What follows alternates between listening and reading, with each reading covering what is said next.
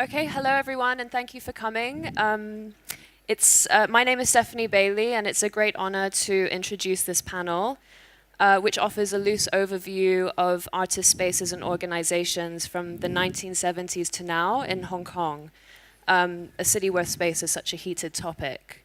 And we'll do this through the Visual Art Society, founded in 1973, Parasite, founded as an artist-run space in 1996, and the Fotanian artist community, one of the industrial areas in Hong Kong that has become an artist hub and which has an annual open studios event, with the Fotanian, which was officially titled as such in 2003, but which has its beginnings in 2001. Yes. So we're very lucky today to welcome founding members of each of these endeavors. We have Hing, an artist who's affectionately known as an honorary founding member of the Visual Art Society, given that he joined in 1975 and has served as president a number of times. We have Leung, who's a co-founder of Parasite, an artist and a longtime resident of Fotan. And we have Tung, who's an artist who moved to Fotan in 2001 and who collectively launched 318 Studio opening show that year, which was a precursor to the Fotanian. And we do have Chow, but he's delayed at the moment, but as soon as he comes, he'll be sitting right there in that empty space. Welcoming you. So we thought it would be a nice way to begin by asking Hing to think a little bit about the origins of the Visual Art Society, which is known as VAS. Yes. I wanted to ask first about the formation of VAS and whether this was a reflection on the lack of arts infrastructures in Hong Kong at the time, or a lack of spaces to exhibit? Well, we lack of everything at the time. And well, the reason why we are getting together and forming this society, what we call the Visual Arts Society, 40 years ago, 1973. So we are 40 years old now, our group. And that at that time, artists are living in a very, very much harder time than what we are now, concerning about finance, space, supports, the other people knowing you, and all these things. And we find it very difficult, and it's almost unable for a person to have exhibition sometimes, because it needs so much things, so much to put up a show. So being an artist, especially a young artist, you can never have a chance to have any exhibition. So that's not what we don't want. We like to have exhibition when we do painting, do artwork, and we must have somewhere to put it up and show us to the other people what we're doing. So I think it's 1973, 1 year before the organization established, and we have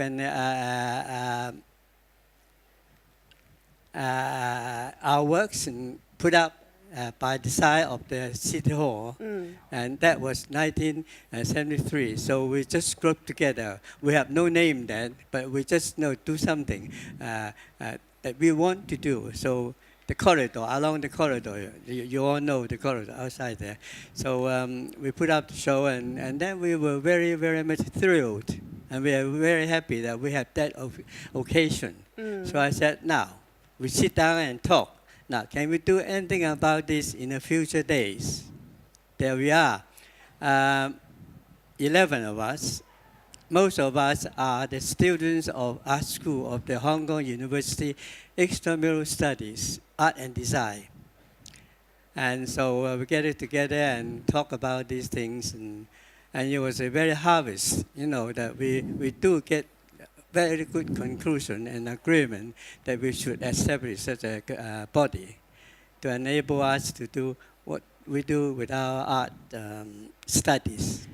So 1974, we register and we consult our advisor, who are the very well-known artists at that time, like Chow, maybe you know him, and we have Chung Yi, we have Wushis Wong, we all know him, and we have John Prescott, a very nice gentleman, English gentleman who established an art school for us. And then was Hon Ji Fen. So it's all these senior, they become advisor panel of the society. So it was after this exhibition in 1973 that was sort of part of a graduation exhibition that the society was established. And 74 it became an official organization. Properly, kind of, we call ourselves a member of Visual Society, known as VAS. So it's a very simple word, but it has a great meaning for us for the 40 years to come along. So now, when you say to anybody in artist field, VAS, and they know it's us. So just like Shanghai Bank. When I say Shanghai Bank, everybody knows Shanghai Bank. When I say VAS, everybody knows VAS. So we are proud of that. But it's not that. When we first organize things, we have targets. One target is to make everybody can have opportunity to exhibitions. And then second things, we have to promote ourselves, within ourselves, that you can become a better artist each day. Whereas, and we have the desire, very strong desire that we can be a better artist in the days to come. So we need the power, we need the finance, and we need the power to push ourselves to carry on, so that we can achieve what we really want to have. So we did. So Gaylord Chen, old fat man, a very nice guy, and he was the first chairman, and we are very lucky to have him. And he's still quite strong at the moment, still working very hard. You see, he's coming up to 90, is it? 90, yeah. Yes. Okay, 10 years older than me. That's all. I'm 80. So we are very lucky to have him as our first chairman. Without him, we may not be what we are now. He's a really clever man. Because I think that there were very specific rules Yes. that Gaylord established in the society that the society has sort of remained true to in the 40 years. Very difficult rules. The three very hard rules. He's a clever man. He's a very able man. He's I think he was the leader of the union of some company. Cable and wireless. Yeah, so cable and wireless. So he has a lot of tricks, a very, very clever man. So he became the first chairman of our society. And he set up all the rules and regulations and to make sure that the target is fulfilled. And it did. When time comes, prove that what he laid down, for us to walk along, and we have to, because that is good for us. And one of these rules was that no member could be a president for longer than 1 year at a time, and not in consecutive Nobody years. wants that. Yeah, okay. This is a criteria that you should not have 2 times as chairman and 2 years each. So that means you can work, the maximum years is 4 years. But I think I was 5 years. I don't know why. Because maybe I'm small. They would say, you do that, because there was something happened. So I took up 1 extra years, including that extra years. I worked for 5 years. So I was quite happy. They always say, "Oh, Chu, go to hospital." With outside, see, because he works too much for the society. Because you work too much for yeah. that. Anyway, so one thing we trained by the society is to take responsibility. So when you're chairman, you really do the job of a chairman to make sure that everybody is benefited by your administration, including yourself. So you see, it's a society, it's a group of people from wanting to promote one's artwork and exhibition, and now it becomes something else, that you are being promoted, encouraged, made to become a better artist. That's what we are. But in years to come, and we have quite a few members become the leading artists from a very greenhorn, you know. Well, 1973, so we just don't paint very well, you know, just do homework and other things. Now, we are the leading artists. Not all of it, mind you. And quite a big number of it become the leading artists of the art field. And this is very important for the public in general, because our aim is to promote Hong Kong art. And it's only when we achieve and equipped all this year that we become a very able artist to be able to do something for the public as far as art education, art promotion, all these things, you know. So we become part of the big family of art scene in Hong Kong. So we are very proud of that. Yeah. What else do you want to ask Well, me? well, from this actually, I wanted to pass it on to Warren. I'm glad that. Okay. And to think, and Warren, I wondered if you could pick up here on any sort of similarities and differences when thinking about how Parasite was established in '96 and the sort of context in which the space was, formed essentially. Okay, I think if you talk about the similarity, which probably would be kind of like friendship in a way among the members of Parasite. But there's a slight difference. For example, like they were from the same school, where actually we didn't really know each other. And somehow we started to notice each other's work in exhibitions. But we also started to notice like there's some sort of practice we found that we share, which is like more site-specific work, more about the context of the situations, and cross-media, kind of like difficult to be categorized in that moment in the mid-90s when we talk about that. So out of the need to present that sort of like practice, we got together and we thought that maybe we should explore some possibilities to work together. And I would say we were not really like, pioneer to challenge anything. Somehow, like, I mean, we even considered to rent a space in the Hong Kong Art Center, which is still a rental gallery in some definitions.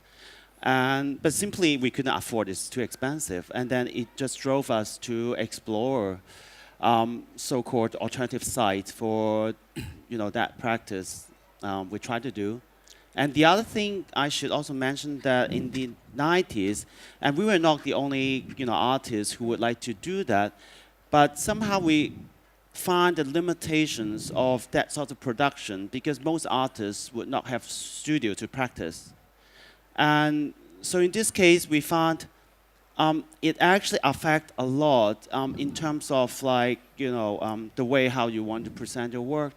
So we got this idea, maybe we should find a place that we could be there for a while, good enough for production. That means we use it as a workshop first, and then we simply exhibit the work right there. So there's a very natural size specificity there. And the space actually, the space evolved according to the needs of the artists as a sort of critical space as well. There was a magazine and events and lectures. I mean, can you talk a little bit about how, from its inception, Parasite kind of evolved from the late 90s to sort of the early millennium? I think it's almost like learning in the process. I mean, we were actually first looking for some sort of apartments, but it was very difficult in Hong Kong to get a short list. And we end up finding this very interesting shop space in the Candice Town. And it's a very residential area. We didn't know about that kind of like possibilities doing things in terms of this context. But we learned about that very interesting. For example, we met the audience. It's sort of encounter. You started to notice that what that could be further developed in this, new neighborhoods. I mean, people who visit our works, they could be, just really ordinary housewives, kids, and they never visit any museums or galleries. But we somehow were there, and then we started that kind of like, communications. And so that idea of communities actually came out from that. And also, as you were kind of like off this, beaten path, and you started to see that how you could, draw people in. And so we also organized like forums, talks. We actually did a very fun thing. We organized dinner, actually. It's a kind of like, this stepped streets that no car would be there. And so we just set a table outside. And all these things happened for 4 months, and we did 3 projects. Actually, it was meant to be just temporary. But somehow, like with the responses from the arts community, from the neighborhoods, we started to see the potential to do something like what we had done. And so we started to think about that. Would there be possibility to do sort of like alternative space? But I also need to mention that, like, the notion or the idea of alternative space was not new even in the 90s in Hong Kong. I mean, in the 80s, some other artists like Quad Society, the Fringe Club, they have done that. But we would like to see what would be the model that we can sustain for some time. It's very interesting, like for the first project, the idea of site was very temporary. Or that's why we named it like Parasite, because it's not a real site, it's just around there. But if you moved on, you started to see the site is so much about the space and how you can deal with that physicality in certain moment that you want to extend its possibilities. So we moved to the Po Yan Street, where it's still not exactly the same location, but like just next door to the Lomography. And with that, kind of like full length of time for 1 year, at least at that moment. And we started to see that, yes, you have a base, you can do a lot of things.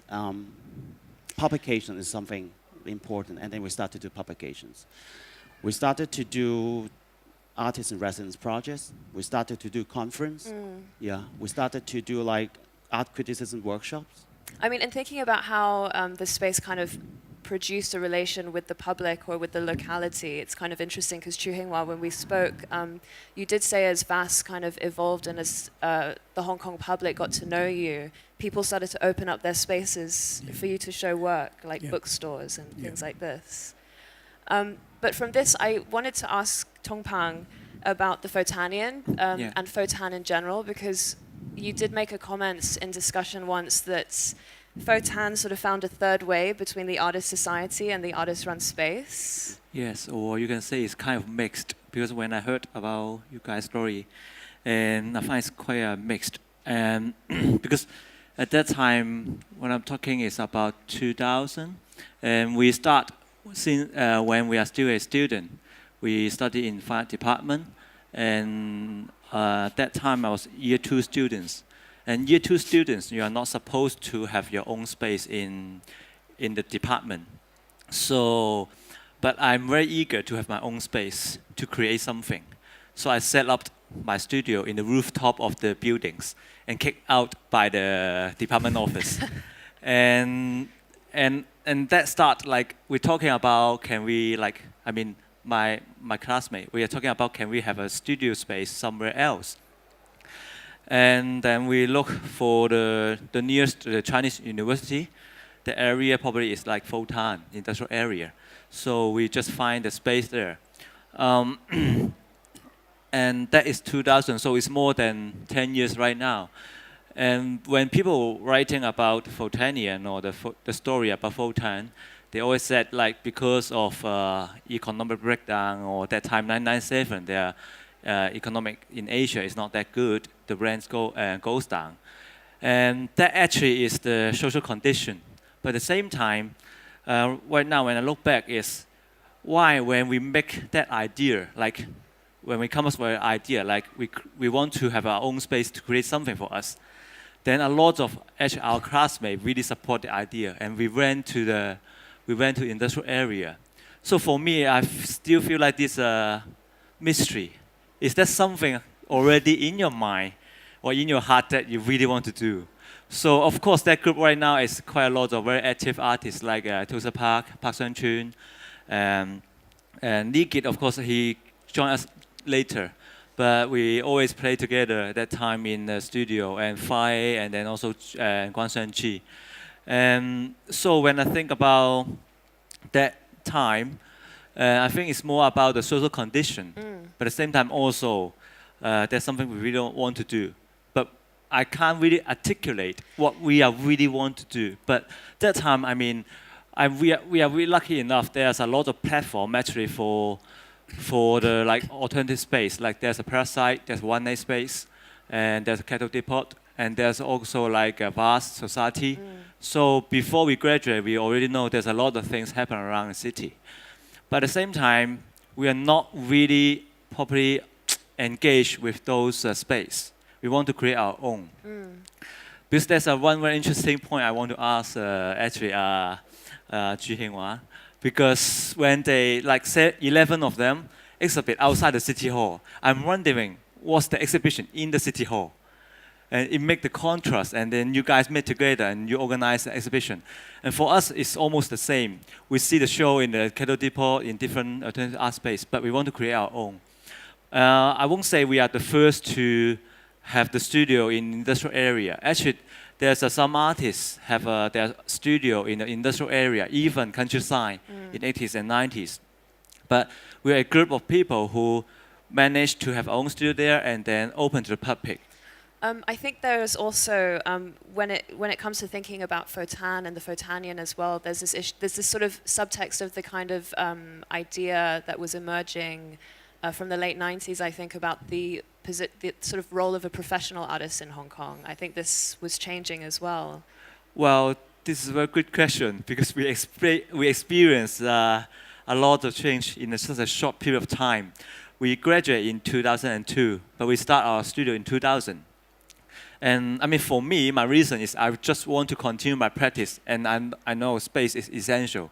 And I don't know for the others what's the real reason behind, but anyway, for me it's like that. And when we are in the school, we never study about how to be a professional artist. We just know we know the art history and then the practice, and we even don't know how to deal with maybe gallery or like different people from the art scene. So at that time, we just spend time in the studio.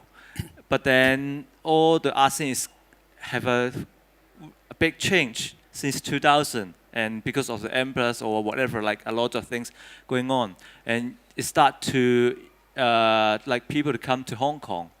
I still remember at the very beginning, 2000 something, when I graduated, I never meet the curator.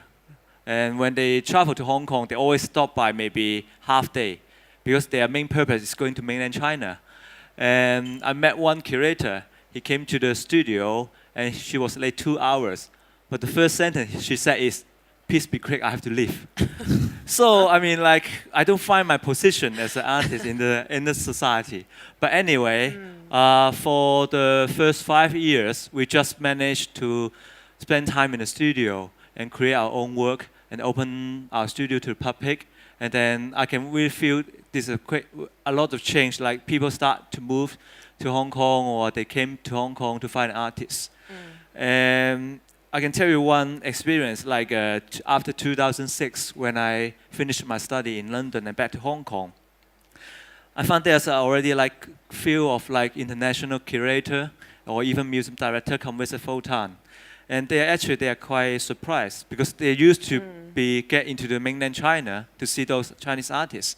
But when they came to the Hong Kong, they find that why there's a group of artists, not only us, actually, even like Rowan or Was artists, seems they have no market. And there's not many opportunity and gallery to represent the Hong Kong artists. But at the same time, there's a group of artists, they just keep doing their own work. Actually, it quite surprised those curator or director. And then the word start to spread. And then there's quite a lot of people, when they came over, they visit like maybe Fotan, because it's an area which you can find a lot of artists. Yeah. And it became a point that people can meet up. So I think this is one of the interesting things that happens. I mean, it's sort of, Fotan had a kind of mushroom effect in some ways, and I think that this might be a good time to bring in Fei. Yeah. Because Fei, you came into Fotan in 2003, and in 2012 you became the chairman of the Fotan Artists Association, which I think that year it became a limited company as well. So, I mean, it's from your perspective, I wondered how you've seen the Fotanian develop from its inception as a small, open studio event amongst friends and artists to this sort of popular public event that it is today. And that's the reason why I'm late.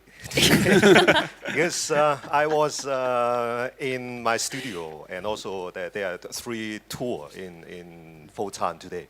So in the morning, we have guests from Art Basel taking a close bus to Fotan. And of course, for the traffic in Hong Kong, they must be late. So I'm late here. But that is what we didn't expect before. That not only during the open studio, but throughout the whole year, we have guests from different cities coming to Hong Kong. And when they arrived in Hong Kong, they will come to Fotan. And yes, at the very beginning, when we have the open studio, it's just because we have so many friends who were high school art teacher. And when we have our work done in the studio, we so-called open our door to the public. But actually, all of them are students of friends. So it was some kind of private party with cheap alcohol in studio. So, but there are many side effects in the region, like as Dong Pang just mentioned, and maybe because of the rise of the West Kowloon project, that when the project was initiated in 2005, 4 and 5, and then even for the real estate, they try to show their interest in art. So in 2006, when we have the open studio in January, then one of the real estate, they came to us and asked if we have any sponsorship. So since 2007, that was the year I was in the committee of Fotanian too, that we have the first real estate sponsorship. But that was a quite long process of debate and collaborations. I mean, when the real estate sponsor the art event, they have the department of their company is from the PR. So they treat art as a PR job. So, well, of course, they're professional. They have all the press, all the magazine, but of course, the choice of magazine and newspaper is of their own taste. So we didn't expect that their sponsorship was mostly in promotion, and it brought quite a huge amount of public to Fotan. So I can just show you some figures, like in the last 2 open studio, because we just opened the studio for 6 days a year. It's over the 3 weekends. But for each year, we nearly have 30,000 visitors within 6 days. So, but usually we said that in Hong Kong, the art population, or especially for visual art population, we may have 1,000. So if you have a show in the gallery, if you have 1,000 visitors, it is already a great success. So if you do some calculation, then there are around 29,000 visitors who are not in the art field. So most of them, they are from public, and as like just like Parasite and Vase, and when we attract some of the so-called public in the group or as visitors, I think throughout all this 14 years, it was quite a good art promotion and art education in Hong Kong. But that was not our intention. So I would say until right now, we try to transform the whole community into limited company, which I didn't expect I would be the chairman of a limited company that you can check my address from the registration. But it is always a dilemma because now we are trying to be more organized. But when you are become more organized, well, maybe there will be some constraint on the flexibilities. Because did you say there are about 500 artists in the Fotan area now? Is Yeah. that the number that you're representing? It's now around 100 units of Yes. studios, around 500 artists there. So what have the challenges been in thinking about the beginnings of Fotan to now that it's become a limited company, it's almost become an institution in its own rights? What have been the greatest challenges in organizing such a large number of artists in the area and the community? The advantage is well, now we have more various of artists there. In the past, when we were studying in the art school, it was only the Chinese university offer practical courses of fine arts, and now if you just check throughout all the university in Hong Kong, there must be something not only fine arts but some art related, cultural related courses. So not only because of Fotan, but also because of the whole ecology or in the art circle in Hong Kong, we have different artists from different backgrounds, from different cities. Right now, also in the community in Fotan too. So in the past, maybe we have open studio between friends, and we can have any decision very quickly by just sitting together in a studio. But when we have such a population of 500 artists, then we have to be systematic to have decision in both about financially. We now have fundings from the Home Affairs Bureau, but at the same time, the direction of the whole community is not decided by one or two artists anymore. So and that's the reason why I see it is a must to make the whole thing more systematic. So that's why we have not only registered as a society, but now as a limited company. But what that means to you as Fotanian, it changed from like what you answered, what we said before, is like from a small group of artists to right now it's a kind of institutional or there are organization. quite many layers of meanings. I mean, like I would see this is somehow to bring artists from the underground to the public. It is not only because of the mass media, but like I ask if artists have the right to vote. And if you are registered as a company, then Fotanian have one vote in the council.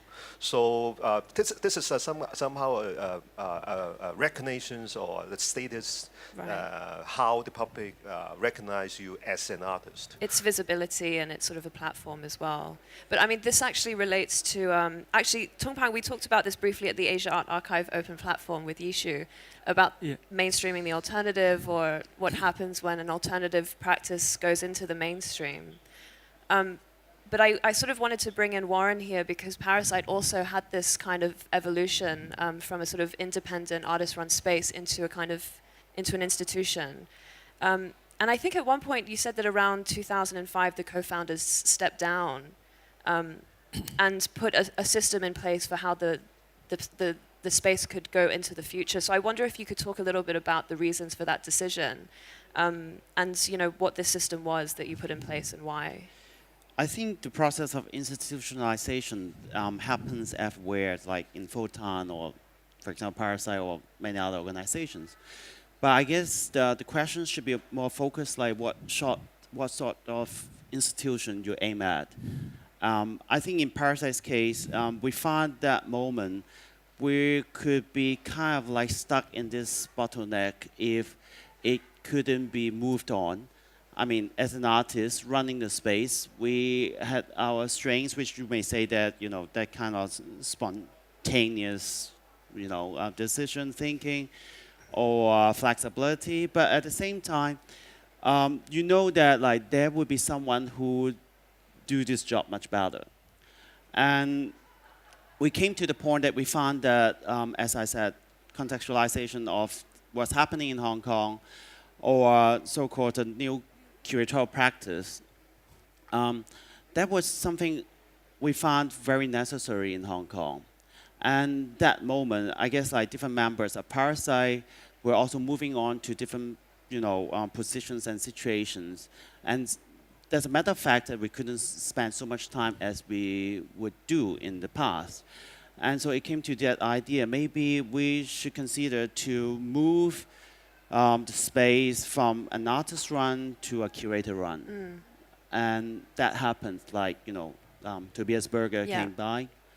And, you know, but as a curator, that's also not only about the curatorial project, but indeed, like, it's sort of like professional development. And you started to have, say, like specialization, and you have more people who could really exercise what they're best in the organization. And also that happened that we started to see this kind of like split development among the boards and also so-called like the staffs, you know, the employees, Right. curators and manager and so on. And then I think this is important because, as I mentioned, that what sort of institution? I think at that moment we were really thinking like this institution would really move to the bad situation for the artists. The artists Parasite would show, and also the artists who were involved in Parasite.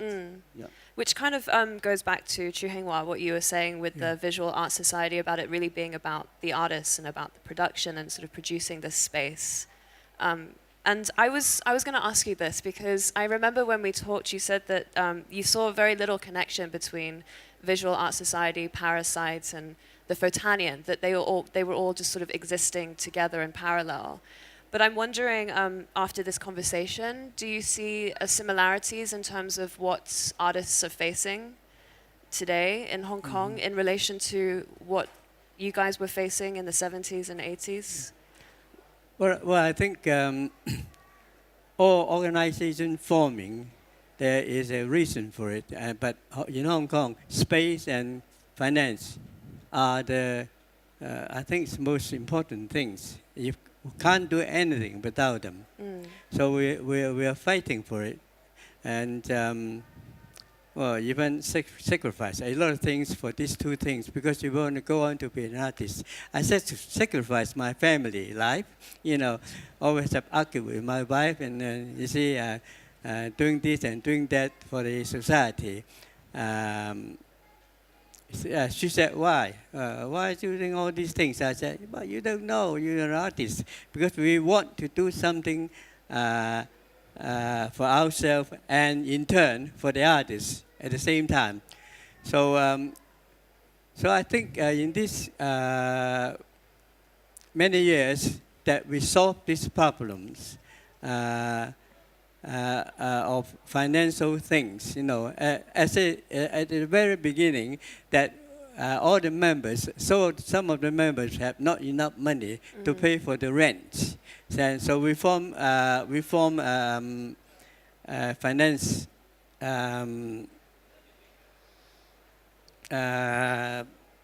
you know, a body A fund that people can, you know, I mean, some people are better off and they can put some money into the foundation, and the others who are not able to afford the rent, and they can ask help from the funding part, you know.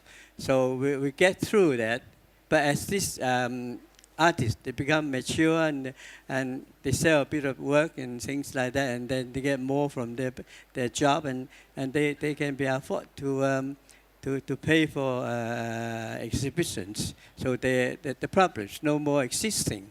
So we got through that, only because we are helping each other. You see, only when we are doing things among ourselves. that we can get through these problems. It So was- space is like, as we go on, more organizations know about us, and the government's institute, they know all about visual society, and they know what we're doing for the public's art promotion. So they say, they always give me a lot of sponsorship. So they give you maybe 70% discount for a hall to exhibitions. So we can only pay 30%, so we can well afford that. So in a way, we get through the problems and we become much richer in a way, you know. So we can, okay, exhibition, okay, no problem. But in the very first beginning, and they said, well, we have to pay $500 for the exhibitions. So we all got headache. You see, I haven't got that amount of money. That was quite a bit of money, you know, in 1970. Quite expensive. So we don't get too much of an amount of salary. So there's no problem anymore. But for space, we equip ourselves well with good art progress.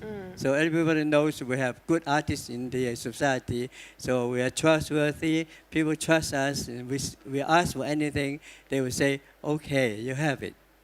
So in other people's mind, we are building up our status, you know. We should be sponsors in one way. So we solve the problems of these two things, space and finance. So we are well off now, see? So we're okay. Tung Pang, do you space and finance? Do you think that these are the two things that that are Yes the or greatest not, challenges maybe. for artists today in Hong Kong? Yes or not, maybe. Because, I mean, at that time, like our group, we look for the space. But then there's some artists like Tozer, Park Chun. He's doing another way around that he doesn't really need the space. He just creates something on the street. And I think the best artist is always like some kind of insects that you can never kill them. Like a They parasite. can survive. Yeah, they're like parasite. No, I would say that it's pretty true. You mentioned like finance and space. They are very basic resources for the society, whatever you do. And so at the moment, if you can acquire some sort of finance and space, actually it's a process of empowerment. And you could see the difference along the time, for example, before independence organization could, you know, maintain a space, what were there? I mean, there were the museums and there were the Hong Kong Art Center, and they were almost like the only exposure of art, and that's how, you know, people who didn't know about Hong Kong would go Yeah. and work to go. And we remember, like, it was the time that foreign curators would go to Han Arts and Parasite. And then we also see that when the Fotanian started to evolve, and it's almost an empowerment to the artists. They simply didn't need Parasite, didn't need the gallery. I mean, because they could do their own open studio. Well, Fo, you've talked about this, that Fotan represents the space of production. But I mean, I think now that it's a limited company, you're having to deal with the problem of management as well, in terms of how to kind of sustain and protect that type of production in Hong Kong. And yes, because in Fotan, all the artists own or rent their own units. I mean, as a limited company, the registered address is now my studio. And actually, this company doesn't have office physically. So still, we are still facing the problems of space too. But I think because all the artists own or rent their own space, that means when visitors or creators come, then it's actually their own production space. So that is why Fotanian can sustain for so many years, because it actually doesn't exist. why should I say so? Because when you go to Fotan and when you arrive at the metro station or anywhere, you can't see the entrance of Fotanian because it is just all the studio are just It's a network of inside studios. different buildings inside the factories. So and that's why we can't claim ourselves as an artist village either, because it is still we are still working with the other industry in the area. So, but I think this is quite a good model that because when you compare with other cities, there are many other art community or artist village. Artists use those kind of so-called abandoned spaces. But in Hong Kong, I think this is a wrong interpretation, because when you go into any factories, they are still using the space. Maybe they are not manufacturing something, but at least they are using all those spaces as a storage. So what I try to tell is, Fotanian is actually working with other industry, with other workers. We were sharing the same resources with soap making company or furniture company. That is, when I compare with other cities, I don't see any other artist village or artist community working like this. And maybe that is what I find out when we are still working for Fotanian. I mean, we are not asking for a totally new space, or we are not asking from the government trying to give us an empty factory and then all the artists are just move in. I think that it doesn't work. It has to be with the existing actual community, and yeah, I think that is how we are trying to at least to make the whole Fotan survive, not only with the artists but also with other people too. I think that might be a good point to open it up to any questions, if there are any questions from the audience. Can I add Or- one thing? Yeah, if there's, okay. Because I think it's pretty interesting to talk about the sustainability. I'm sure, like, you have seen, different examples, and also there are other organizations, not only in Hong Kong, and artists or different people. They're always exploring, different models Yeah. to sustain. But I guess that's also important to identify the condition for this sustainability. Yeah. Because you always would like to ask why you have to sustain, You sustain for what? I mean, you have seen, like, some very long-lasting institutions. At a certain point, they have lost their energy, right? But they're still around.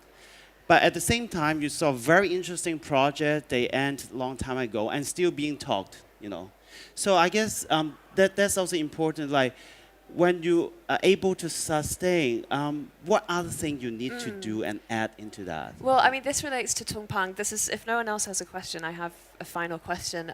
When we spoke in Fotan and you were talking about, you were asking what's next for artist-run spaces, and it's this whole idea of, the cycle that artists will start something and that initiative might become an institution in its own right. But then what happens when a new generation or a new group of artists produce something else? Yes. And I think, Tung Pang, you're kind of interested in this in Hong Kong. You mentioned a couple of trends that you noticed. Yes, but before that, I will just make a note about the space, because we're going to talk about space and beyond the space. And I would say, like, a Fotan industrial area at that time for me is like a third space in this city. Because we have a very clear about, like, you have a home, right? Home space. You have your working space.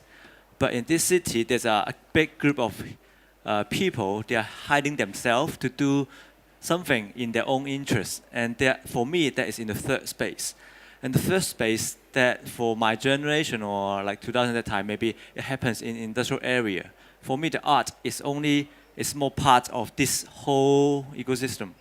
Because when I moved to the industrial area, I start to know there's a lot of Hong Kong people that use industrial area for golf, fishing, scale model, or even like different kind of sports as a performing. Soccer. Yeah, soccer. I met a group of people who work in Fotan. They rent space. It's just for fun. So I find it actually, it just remind me, it actually is a third space.